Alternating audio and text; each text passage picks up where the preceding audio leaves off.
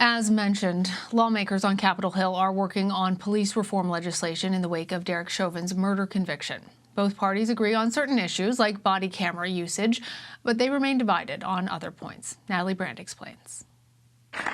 From the family of George Floyd, we're going to fight for everybody, to the President of the United States. We can't stop here. Recognition that Tuesday's guilty verdict for former police officer Derek Chauvin is just step one. We have to focus on transforming policing in the United States. California Congresswoman Karen Bass is among those leading efforts on federal police reform legislation. The bill is passed. Just last month, the House passed the George Floyd Justice in Policing Act. It would ban chokeholds and some no-knock warrants and prohibit racial and religious profiling. But overhauling qualified immunity protections for police, which would make it easier to hold officers accountable in court, has been a non-starter for Senate Republicans.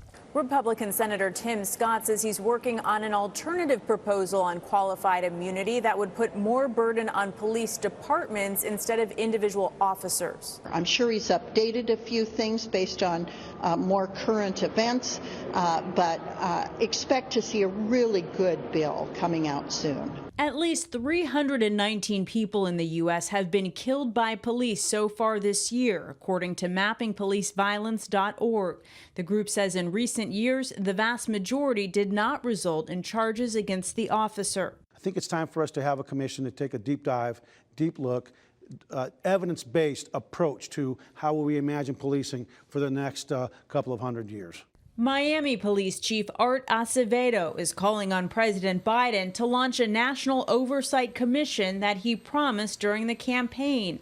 The White House says it will focus on legislation instead. Natalie Brand, CBS News, Capitol Hill.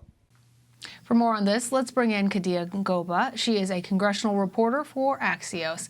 Kadia, thanks for being here and helping us to understand this more.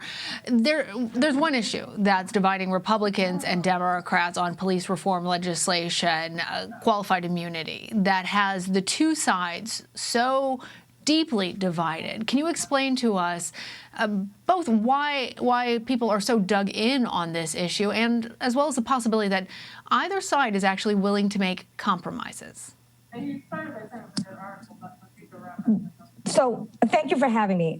I'll just say that, first of all, just to explain what qualified immunity means. It's a legal measure that protects law enforcement from personal liability, unless, of course, the plaintiff can provide or some kind of proof that their rights were violated. And what we're seeing here is Senator Scott, who introduced the Justice Act in the 116th Congress, has maintained that he's willing to compromise as far as qualified immunity goes, in that he thinks the plaintiff should be able to sue the police department rather than the individual officer. And that's kind of the debate here, because members of the House want the onus on the officer as well as the police department. They feel like both entities should be held accountable.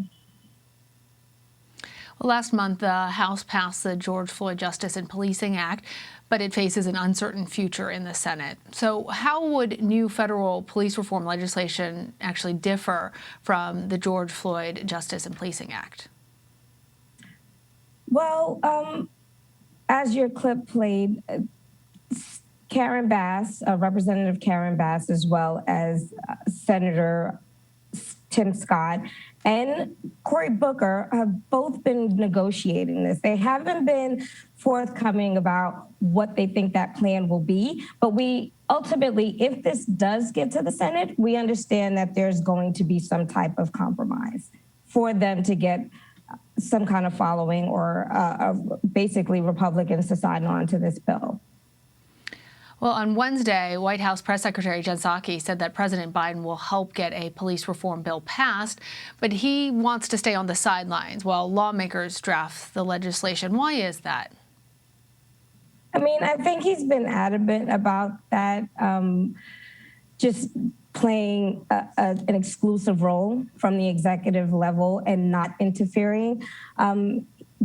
many people attribute that is the reason why he's having ongoing discussions or members of Congress coming up to the White House. He really wants Congress, from what I understand, to be the leading force on it. And he just doesn't want to interfere, I guess, making a distinction from the previous administration. One last question for you, Kadia. Attorney General Merrick Garland announced that the Justice Department will be investigating whether Minneapolis police have a, quote, pattern and practice of misconduct. Why is it important for the federal government to be investigating this? And why is this announcement just coming out now? Well, I mean, it's interesting. He did this, the Attorney General did this one day after a very widely viewed verdict that came out in against the police officer who, as we can now say, murdered George Floyd. I think it's interesting in that, in addition to the civil investigation, he was very specific to say there's going to be a sweeping probe, specifically targeting the Minneapolis Police Department. And this is the first of its kind. And it's going to be an investigation supposedly to determine whether or not the department had unconstitutional or unlawful policing. So this will be quite interesting, and it could set a precedent about what we're going to see for the next 4 years throughout the Biden administration and how they're going to interact with the police department. All right, Kadia Goba, thank you. Thank you.